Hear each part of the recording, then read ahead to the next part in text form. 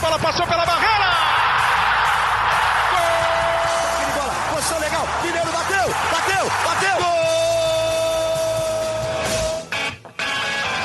Bom dia para quem é de bom dia, boa tarde para quem é de boa tarde, boa noite para quem é de boa noite. E se você está escutando a gente de madrugada, boa sorte. Eu sou Leandro Canônico, editor do Globoesporte.com, de volta ao comando do podcast GE São Paulo, e esse é o episódio número 10. Como vocês perceberam, temos uma vinhetinha comemorativa feita por Leon, né? Nosso editor e revisor e tudo aqui. Ele é podcastman, ele é tudo que pode ser numa empresa de comunicação. E no programa de hoje, vamos falar da derrota para o Inter, do fim do primeiro turno. São Paulo tem mais um jogo no fim do primeiro turno, do mercado da base e toda a repercussão que tem de desfalques, o que o Cuca espera para a sequência do campeonato e esses 3 jogos sem vitória do São Paulo no Campeonato Brasileiro. E aqui comigo hoje estão eles, que sabem tudo de São Paulo, Eduardo Rodrigues e Marcelo Razan, os dois setoristas de São Paulo no Globoesporte.com.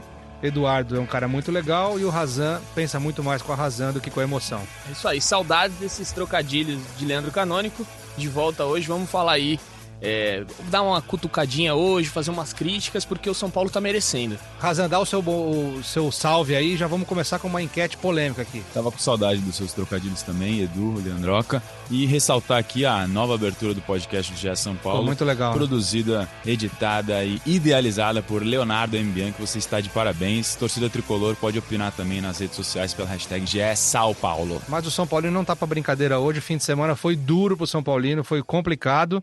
E já vamos começar com uma enquete aqui entre a gente mesmo, porque não tem como a gente botar ninguém ao vivo agora, né? Então vamos falar entre a gente mesmo. Enquete, derrota ruim ou péssima do São Paulo? Na minha opinião, foi uma derrota ruim. A derrota péssima foi pro Grêmio, dentro de casa, contra o time reserva. Empate. O empate, desculpa. É que foi... falando da derrota, pra mim não foi uma derrota de toda péssima. Se tivesse ganhando o Grêmio, a derrota contra o Inter seria normal. Mas, tudo bem, era um time reserva, só que o São Paulo também tinha muitos desfalques, teve que colocar um monte de garoto da base pra estrear, então eu acho que foi uma derrota ruim. Gostei da autoridade do ditatorialismo. Não, ditatorialismo não dá pra falar. A ditadura, Leandro, que ou é ruim ou é péssima, não tem outra opção, outro termo, exato. Eu acho que foi ruim. Não, é uma democracia, tem 2 questões, você pode responder. Entendi, uma democracia. Ou você pode se que você abster. inventou as opções só. Não, eu acho que foi ruim, mas o desempenho no segundo tempo foi péssimo. O desempenho no segundo tempo foi péssimo, o resultado foi ruim, porque perdeu do Inter fora, só que o Inter com time reserva, né, quase inteiro.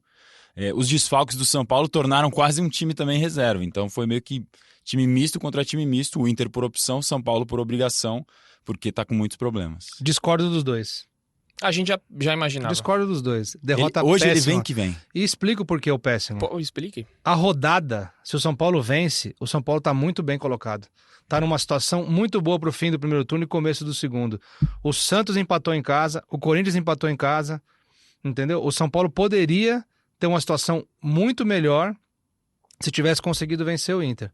Mas concordo, claro, os desfalques foram muitos, atrapalhou muito, o Cuca tem atrapalhado, né? E destaco aqui a matéria dessa segunda-feira do Razan, que Pablo, Hernanes e Pato tiveram apenas 49 minutos juntos. Isso não dá um tempo com uma correção de VAR ali. Hoje em dia os tempos vão até 55. Até 50, 55, isso não dá um tempo com uma correção de VAR. É muito pouco para um trio que foi contratado para ser titular. Muito pouco mesmo, O Pablo teve muita infelicidade, acho. 2 lesões importantes, né? Na verdade, uma que era em panturrilha, depois virou uma cirurgia, uma retirada de um cisto na coluna lombar. E aí depois ele volta e tem aquela queda feia, tá? Tem a imagem para quem quiser ver na reportagem, se não se lembra, né? Ele dobra o joelho de uma maneira muito forte e aí tem a lesão no ligamento. Então, só jogou uma partida no Brasileirão, que foi essa contra o Palmeiras. E só nessa ocasião, como você disse, os 3 juntos. E desde que o Pato foi contratado, no fim de março, o São Paulo jogou 25 vezes. E aí tem nessa reportagem também uma tabela de qual dos 3 estava em campo em cada um desses jogos. O São Paulo no ano fez 40 partidas, sem contar o torneio da Flórida, e o Pato e o Pablo não estiveram nem em metade. O Pato, obviamente, você tem que descontar, porque não estava disponível para as 40. Mas é difícil mesmo para um time que se propõe a querer brigar lá em cima na tabela, não ter as principais contratações. Tirando o Daniel Alves, esses 3 nomes são os principais jogadores que o São Paulo trouxe, são os caras que mais investiu. Então, fazem muita falta. Se não tem eles, e uma outra coisa que também dá a noção da importância, o Pablo e o Pato são os 2 artilheiros do São Paulo na temporada. Cada um com 5 gols. Dos principais goleadores contra o Inter, só o Reinaldo estava em campo. O Hernanes fora, Antony fora, Pato fora, Pablo fora. E o Reinaldo, um lateral esquerdo, ser um dos principais goleadores do time na temporada, é um sinal de que as coisas não estão andando conforme o planejamento inicial. E né? são só 5 gols o principal artilheiro do São Paulo. A gente está muito pouco, em setembro, É que mês o Reinaldo 9. é o batedor de pênalti, né? Então ele tem, dos 4 gols, ele tem 2 de pênalti. Então e batedor de falta, que também o gol contra o Fluminense foi de bola parada. E é curiosa a campanha do São Paulo, porque o São Paulo é um time que perde pouco no Brasileirão. O São Paulo tem o mesmo Sim, número de e derrotas do Flamengo, que é líder. E tem uma das Mas- melhores campanhas como visitante também. Mas o São Paulo empata muito. Empatar em campeonato de pontos corridos é uma coisa muito ruim. Já foi assim ano passado com a Aguirre. O São Paulo foi o time que mais empatou no campeonato. Verdade, E deu disparado. no que deu. Dentro dessa. Já que a gente tá aqui nesse tom mais crítico, eu queria ressaltar aqui uma coisa que eu acho que o Cuca tá perdendo a mão nas escolhas que ele anda fazendo. Primeiro, no jogo contra o Inter, ele tinha. O Hudson não tava bem no jogo. Ele tinha o Luan pra colocar. Ele não colocou o Luan. Outra coisa, essa mudança na zaga, tirar o Bruno Alves e o Anderson Martins, não sei até que ponto isso daí foi bom pro São Paulo. Porque o São Paulo acabou, depois que o Anderson Martins entrou na zaga, o São Paulo não conseguiu mais ganhar. Foi uma coisa aí que... Acho que venceu contra o Atlético Venceu Paranaense. contra o Atlético Paranaense, né? Exato, mas depois da mudança. Então também não vejo ali o porquê. Igor Gomes nunca é utilizado pelo Cuca. Eu acho que tá faltando um pouco... As escolhas do Cuca estão começando a minar o São Paulo. Outra escolha muito errada, só jogar pelo meio de campo. Ele não abre nas laterais. O São Paulo tem bons cruzadores. O Juanfran é nulo no ataque. O Juanfran Ele é não quase sobe. um zagueiro pelo lado direito, como na Europa joga muito assim. Né? Exato, o Igor Vinícius estava muito bem. Por que não deixar o Igor Vinícius? Será que é obrigação deixar o Juanfran jogar sempre? Eu acho um pouco injusto com o Cuca. Né? Não totalmente injusto, porque ele também tem responsabilidade e parcela pelo que está acontecendo com o São Paulo nesses últimos 3 jogos. Porque enquanto estava ganhando, mesmo jogando mal, estava ganhando, é resultado. Futebol é resultado. São Paulo teve 5 vitórias seguidas, 8 jogos sem perder, né? 8 ou 9 jogos sem perder, estava indo muito bem, colou nos líderes e tal. Óbvio, ele tem responsabilidade na queda? Tem. Mas ele foi contratado tendo um elenco, né? Tendo ali nas opções que ele teria ali, Cuca, você vai ter isso aqui. Ele olhou, tinha um monte de gente que ele não tá podendo contar, né? Não tá podendo contar, então complica muito o trabalho de um treinador. O São Paulo não tá conseguindo render o que poderia render, né? Então assim, mas eu acho que o grande vilão dessa história toda, da queda de rendimento do São Paulo, da dificuldade de manter uma regularidade, é o departamento médico, né? E assim, a torcida até pergunta muito nas redes sociais, né, Razan e Edu, o que tem acontecido? É um tema recorrente aqui no nosso podcast, a gente tem falado muito disso. O que tem acontecido? Qual que é a postura interna do São Paulo? Qual que é a postura interna da diretoria, da comissão técnica em relação a isso? O departamento médico, na verdade, fica marcado nele, porque quando os caras estão fora, estão lesionados, então o óbvio é o quê? É o departamento médico. Mas um clube de futebol, um departamento de futebol tem vários setores que influenciam na recuperação, na prevenção de lesões, enfim, da parte física. Preparação física, fisiologia, fisioterapia, departamento médico. São vários setores. Tentei também entender essa situação. É difícil, porque a gente é leigo, a gente não tem conhecimento técnico da coisa. Mas esses números que a gente colocou nessa reportagem de hoje dão um pouco da dimensão de como é difícil pro Cuca trabalhar sem ter os principais jogadores. Repetindo, Razan, repetindo. Pablo, Hernanes e Pato, 3 das principais contratações do São Paulo no ano, jogaram juntos apenas 49 minutos em 2019. Exato, foi contra o Palmeiras em julho. Inclusive o Pablo fez gol nesse jogo e saiu no intervalo. É difícil a gente, então, como eu estava dizendo, ter uma explicação técnica. É claro que só o São Paulo poderia explicar isso com os seus profissionais. O Eduardo chegou a entrevistar o José Sanches para falar especificamente da situação do Pato e falou um pouquinho mais de algumas outras coisas. Mas não é só o médico José Sanches que teria que falar, na minha opinião. Se fosse para ser falado alguma coisa, tem que ser todo o departamento que está envolvido direto ou indiretamente na recuperação do jogador. Isso inclui preparação física, fisiologia, fisioterapia, todo mundo. Com quem já passou por lá, diz que o departamento médico do São Paulo, conversei com pessoas que já passaram por lá, dizem que as pessoas são muito responsáveis com a saúde dos atletas, muito preocupadas em pensar no bem-estar de fato da saúde da pessoa, do ser humano, independentemente do jogador. e que os diagnósticos são feitos da maneira correta. Eu acho que não tem muito como você errar tanto assim. Eu tô falando de forma leiga, não tenho conhecimento. O diagnóstico, qual o tratamento? Agora, alguma coisa entre o diagnóstico e a volta plena do jogador, alguma coisa está acontecendo nesse meio do caminho, porque já teve 2 ou 3 casos de ser uma situação e depois acabar aparecendo outra coisa. Do Pablo, ele começou com as dores na panturrilha e aí ele teve que fazer uma cirurgia para retirar um cisto da coluna lombar. Alguma coisa radiou para outra, não sei exatamente como isso funciona. No caso do Pato, era uma coisa mais leve, eu estava de férias. Era dor muscular. Era uma dor muscular que depois se descobriu, ou se já sabia antes, mas não sei. Acho que a pergunta é por que machuca tanto? O edema na coxa. Então, talvez quantidade de treinos, forma como treino, não sei. Aí a gente teria que entender isso melhor. O que eu creio, muitas dessas é um pouco de azar também. A gente Sim, pode acho colocar. que a do Pablo são 2 de muito azar, eu acho. Principalmente a da volta dele, porque é um lance de jogo, ele dobra a perna sozinho, não tem o que fazer. E a do Pato, a primeira contra o Tuller, que foi uma pancada. Total. A do Liziero. Foram Todas duas do Liziero foram de pancada. Eu acho que só uma que não, que foi na coxa. As outras 2 foi talvez. no tornozelo que ele levou pancada. Que ficou uma bola inchada. E o Hernanes, eu acho que ele voltou da China... O Hernanes, sim, é um caso que se o Hernanes preocupa é o caso mais preocupante. Porque foram lesões musculares, 2, se eu não estou enganado, e uma tendinite na perna.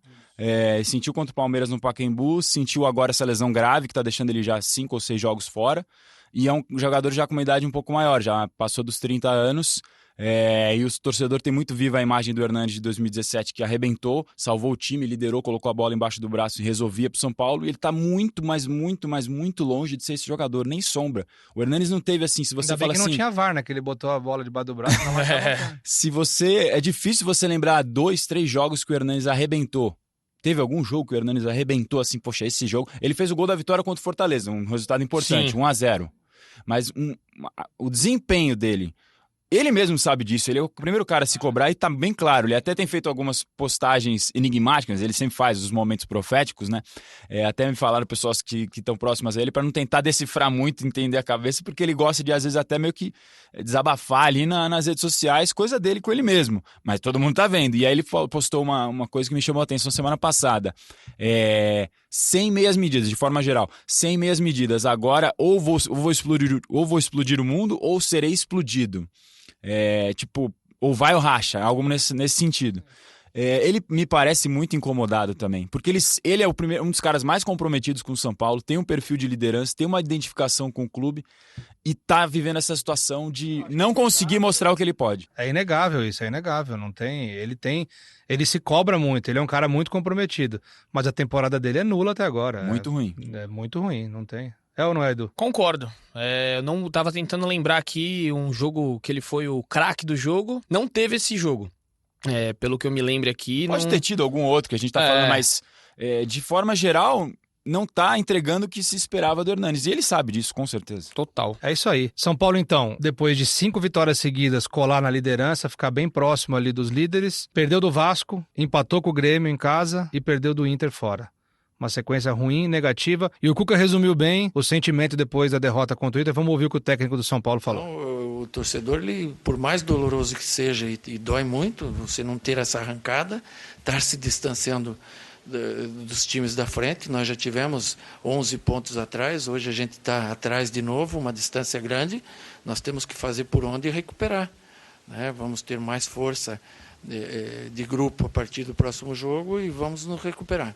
É isso aí, tá aí o Cuca falando, doloroso mesmo pro torcedor São Paulino. São Paulo volta a campo domingo, 19 horas, no Morumbi, contra o CSA, para encerrar o primeiro turno. São Paulo só pode chegar a 34 pontos no máximo, né? Hoje está com 31 pontos na 5ª colocação, fora do G4, uma situação que o Cuca não esperava no predinho que ele quer montar ali, que ele quer construir. Ele não esperava tantos tropeços, né? Tantos tropeços nesse fim de primeiro turno. Quem pode voltar? Quem são os desfalques para esse jogo?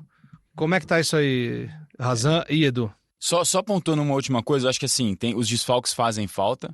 Eu até escrevi isso na análise que a gente fez pro Globoesporte.com, mas o São Paulo precisa jogar mais futebol, independentemente dos desfalques. Sim. Total. Tá jogando abaixo, até, como você falou, os resultados estavam acontecendo, mas também não tinha um desempenho talvez tão vistoso assim, mas tudo tem um porém. É um trabalho que está começando, tem um monte de gente chegando e saindo. E o Cuca falou um negócio que ele falou assim, vou falar um negócio que talvez muita gente não vai entender. Até o jogo contra o Santos, mais ou menos, eu tinha um time com 80% do padrão, alguma coisa nesse sentido, ele falou. Isso, 80%. Mas aí chegaram jogadores novos. E aí você tem que readaptar. Juanfran, Dani Alves, muda o jeito de time jogar. Não é que é ruim ter o Daniel Alves, calma, não é isso. É que você chega com um jogador novo, ainda mais atuando na posição que não é a dele. Ele nunca jogou de meia central, pelo menos que eu me lembro. Meia, camisa 10, meia armador de uma equipe, não lembro. Pode ter jogado na segunda linha ali ou na lateral. E um jogador europeu que não é comum a gente ter aqui no Brasil, o Juanfran, o espanhol, então muda a forma do time jogar. Se você pegar a escalação do jogo contra o Palmeiras, tem essa foto até posada na reportagem dessa segunda no Globoesporte.com, para mim aquele é o que mais se aproxima de um time ideal do São Paulo. Se você tirar o Hudson, que estava como lateral, e põe o Dani Alves, que é a posição dele ali, é o time, para mim, considerado ideal do São Paulo, porque estavam Antony, Pato, Pablo, Tietê, Hernanes, todo mundo, os principais, Volpe, Bruno Alves, Arboleda, Reinaldo, tirando o Hudson ali, de repente, e colocando o Dani Alves, talvez aquele seja o time ideal do São Paulo, que o torcedor não sabe quando vai conseguir ver. Talvez nesse domingo agora, né, Edu? Vamos. Essa expectativa, como o Leandro tinha perguntado sobre desfalques, a gente vai ficar na expectativa aí do retorno do Pato, do Pablo, do Hernanes, que a gente já falou, Toró. E o Rojas, que não volta tão cedo, como todo mundo aí já sabe. Eu acredito pelo que a gente viu na semana passada, o Pablo tá perto de um retorno. É o que parece um pouco mais à frente, né? Um pouco mais à frente. Com bola, com grupo. E eu acho, não sei a real dimensão da lesão do Hernanes, é a mais enigmática, assim. Tão enigmática grave, quanto né? ele. Que era grave, na lesão grave na coxa. E aí, no domingo, a gente pode ter, contra o CSA, um jogo que relativamente pode ser mais fácil para o São Paulo pelo momento do CSA, apesar de ter ganho o último jogo de 2-0, gol do Jonathan Gomes, que era do São Paulo. Jonathan Gomes, que por incrível que pareça tinha torcedor ontem falando por que o São Paulo deixou o Jonathan Gomes ir embora. É só o cara fazer um gol do time que já volta a ilusão. Aí é exagero, mas uma coisa que eu acho que a gente tem que debater e tem que discutir essa liberação do Igor Gomes para treinar com a seleção brasileira. Já estava programado tudo, mas assim, o São Paulo é um time que tá todo ano, que a gente já falou várias vezes aqui, o Razan sempre bate nessa tecla. É um eterno time em construção. Você tá com um time em construção, você tem um jogador da base que é meia, por mais que o Cuca não tenha usado muito, não vinha usando, você tem que ter o seu elenco todo à disposição. Você não pode liberar um jogador que tem condição de fazer uma função importante para passar um período treinando na seleção. Eu acho que era um risco calculado aí, porque eles já sabiam. Então, mas foi mal calculado. Não sei se eles consideravam ele, não consideravam ele fundamental, senão não teriam liberado. Eu acho que é diferente, por exemplo, do caso do Antony, lá no começo do ano, que deu aquela polêmica. O Antony era um titular absoluto do time. Igor Gomes é reserva, chegou a entrar em um outro jogo. Sim, mas quem tinha de meia para colocar? Ele já usou o Everton nessa função, não, acabou tudo usando bem, ele. mas contra o Grêmio, quem que ele colocou no fim do jogo e deu um calor no Grêmio? Foi o Igor Gomes, mas já tava, o que o São Paulo explica é isso, né? Ele já estava liberado há muito tempo. Já estava combinado antes e não era um jogador considerado imprescindível. Eu acho que assim, no contexto de todos os desfalques, realmente, fez falta. Claro. Mas em condições normais a gente não estaria falando disso, porque é um jogador que não é titular, eu acho. Então, mas a vida é dinâmica, o futebol é dinâmico, as coisas vão acontecendo. Então, foi o dinamismo aí que acabou complicando o São Paulo nessa questão do Igor Gomes. E mais uma areia no grãozinho ali que já tá estourando. O São Paulo é um time que qualquer coisa, hoje em dia, fica maior. Por quê? Pelo jejum de títulos, pelas temporadas recentes, luta contra o rebaixamento. Então a pressão tá grande. Não pode dar motivo, entendeu? Tem que ter pra que liberar um jogador para treinar com a seleção brasileira? Sobre os caras que podem voltar contra o CSA, a informação no São Paulo é de que todos os 4 vão começar a semana com chances de retornar. Vão começar treinando no CT com chances de retornar. Vai ser confirmado ou não a volta deles de acordo com a evolução dos 4 na semana, mas que certamente pelo menos um deles deve voltar. Sim. Essa é a ideia. E os caras que estão na seleção, Dani Alves, Antony, Valse e Igor Gomes, esses devem estar à disposição normalmente, a não ser que alguma coisa surja no caminho. E tem suspensos, né? Tem suspensos. Igor Vinícius e Hudson. Só complementar uma coisa, você tinha falado, por que liberar um jogador? Eu acho que também vai muito da vontade do próprio jogador. O Igor Gomes com certeza gostaria de... Teve acontecido isso com o Antony no torneio de Tulum. Ele queria ir e o Cuca falou, não vou deixar um cara aqui infeliz. Provavelmente o Igor Gomes, você vai treinar com a seleção principal, do lado de Neymar, do lado de Firmino, enfim. É uma valorização pessoal. É uma valorização pessoal, é importante pra ele. Mas vocês acham valorização pessoal o cara treinar ao lado do Neymar? Eu acho que sim. Eu acho que ele tá vendo, não treinando ao lado do Neymar, mas ele tá Ele tá treinando aprendendo com a com seleção jogadores de brasileira. altíssimo nível que ele nunca teria essa oportunidade se não Mas se fosse ele assim. decide um jogo pelo São Paulo no Campeonato Brasileiro, ele tem mais vitrine ou decidir um jogo pelo São Paulo ou tem mais treinando vitrine, com a seleção? mas decidir pelo São Paulo, ele é jogador do São Paulo, ele vai poder decidir, entre aspas, a qualquer Mas se ele momento. é jogador do São Paulo, a prioridade dele tem que ser o São Paulo. Imagina, Claro que sim, imagina mas- na cabeça dele, eu sou só Mas reserva. se ele conversa com o treinador e o treinador provavelmente teve essa conversa, eu acho que não foi assim, vou embora, tchau, gente, tô indo. Eu sei Deve que ter não, tido essa teve. conversa. E se ele sabendo que ele não é titular e o treinador liberando, imagina, ele é uma tá- oportunidade tá na única pra reserva, ele. Só reserva. Ele vai querer ir. Pô, eu só fico na reserva aqui, vou lá treinar. Então, ou eu treino aqui. Ué, mas o contrato dele diz que ele tem que ser titular? Não, o contrato dele também não diz Então- que ele precisa ficar pra. Ué, não ele precisa é ser funcionário liberado. do São Paulo. E o Aí São o São Paulo Paulo liberou. Sim, eu concordo que liberou, mas eu acho que errou de liberar. Sim, mano. Aí é o que eu tô falando. Se não tivessem tantos desfalques, talvez essa saída do Igor Gomes nem seria Nem comentada. seria comentado, exato. Sim, mas é o que eu disse. O futebol é dinâmico, as coisas mudam. Mas eu acho que eles não iam. Se eles mudam isso no meio do caminho, de um negócio que já estava combinado antes, talvez aí a relação com o próprio jogador fica difícil. Ó, o Matheus perguntou isso aqui. Toda essa discussão que a gente tá tendo aqui, o Matheus acabou de perguntar. Obrigado, o porquê da Matheus. liberação do Igor Gomes, sendo que precisaria dele com os presentes desfalques? E qual a explicação do Cuca não utilizar Calazans? Essa é uma boa pergunta. Ele treina como lateral. Treina a gente muito como lateral A direito. gente não entende Também por quê. não sei se ele já havia jogado assim no Fluminense. Eu até escrevi isso nas minhas redes sociais nos últimos dias, falando que o Calazans... muitos perguntam, cadê o Calazans? Essa pergunta mesmo que o torcedor fez agora. Quando o São Paulo contratou o Calazans, pensava nele como uma oportunidade de mercado. Era um cara que ia ter tinha contrato no Fluminense até dezembro, ia poder assinar pré-contrato a partir de julho. E aí o São Paulo... Eu acho que o Fluminense vive problemas financeiros, todo mundo sabe disso, atraso de salário. O São Paulo viu uma oportunidade, o Cuca pediu o jogador, mas era um cara que eles pensavam para o futuro, não para agora, que pode amadurecer para o futuro. Até porque se você está contratando Pablo, Pato, Dani Alves, tem Antony, não vai ser o Calazans que vai chegar e vai ser titular. É um cara que é para amadurecer para depois. Mas diante dos desfalques que tiveram, eu acho que cabia o Calazans. Inclusive, eu não sei o que você tem achado, Edu, nessa semana eu achei que ele treinou bem.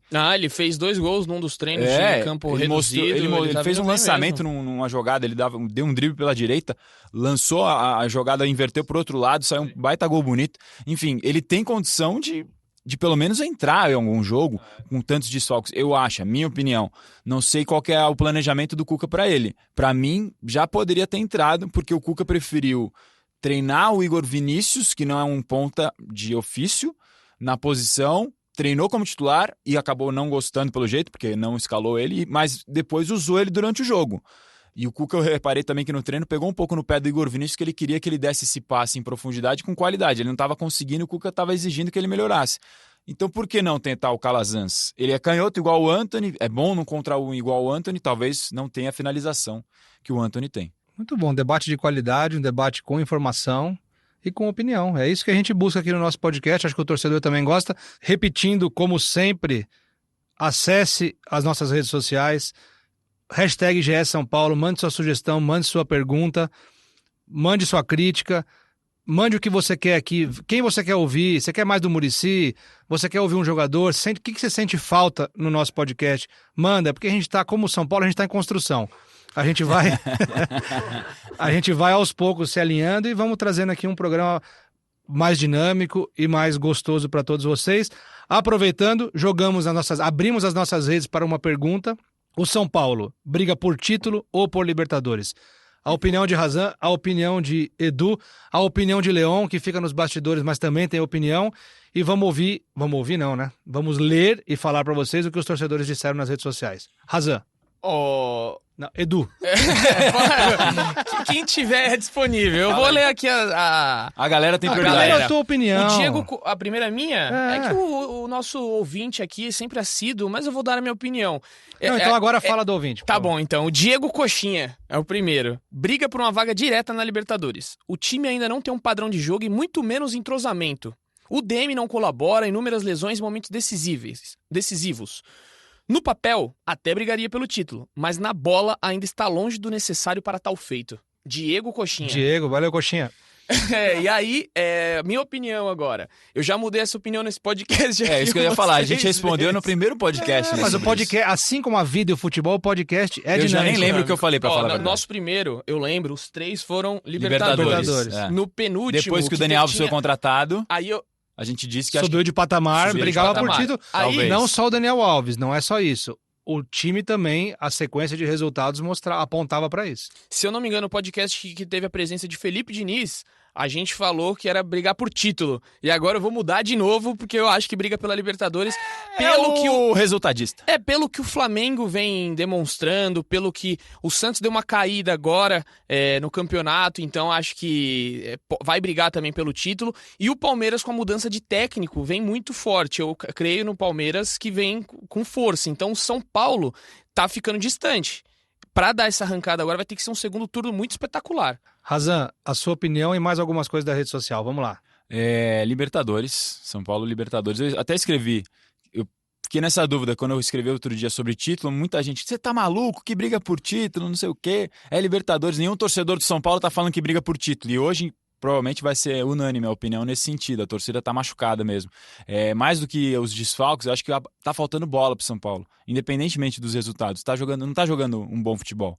Não é aquele desempenho que você fala, por exemplo, como o Santos, que o Edu citou, contra o Atlético Paranaense, teve milhares de chances, várias chances, e não conseguiu o gol. Conseguiu o gol num lance polêmico, pênalti, enfim, no último instante. Mas criou muitas chances. O São Paulo contra o Inter começou o jogo bem, 20 minutos de jogo bom, e depois nunca mais conseguiu retomar esse ritmo. Se não fosse o goleiro Léo, que foi revelado pelo São Paulo. Aliás, os dois, né? O Everson e o Léo são revelados pelo São Paulo, do Santos e do Atlético Paranaense.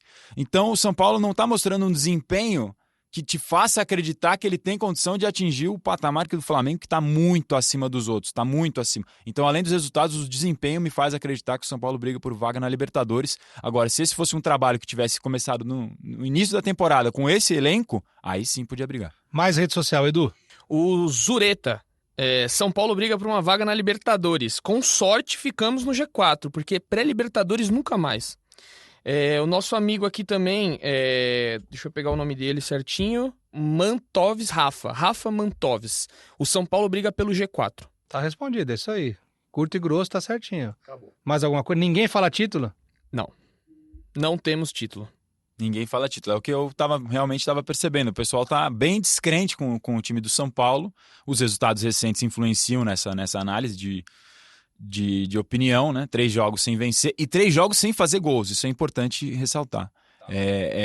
Não é algo simples e não é a primeira vez que acontece também na temporada com o São Paulo. Já teve um período, se eu não estou enganado, de 4 jogos sem fazer gols ali entre os confrontos com Corinthians e Bahia pela Copa do Brasil, quando o São Paulo foi eliminado. Queria levantar um tema aqui. O que vocês acham? Raniel foi contratado ano que vem, vai ser pago só ano que vem. Você veio do futuro? Não, foi contratado por 13 milhões que vão ser pagos só ano que vem. Uhum. E o Raniel ainda não mostrou que veio, né? Mas se não fosse ele, nem centroavante teria para esse jogo de novo.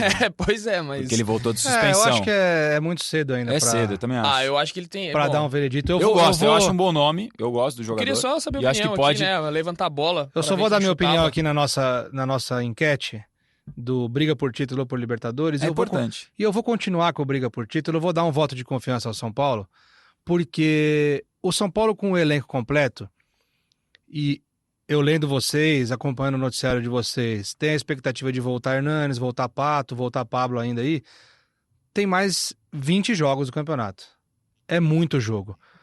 O Flamengo vai dividir com a Libertadores, tá jogando muita bola o Flamengo, mas os times oscilam no Campeonato Brasileiro.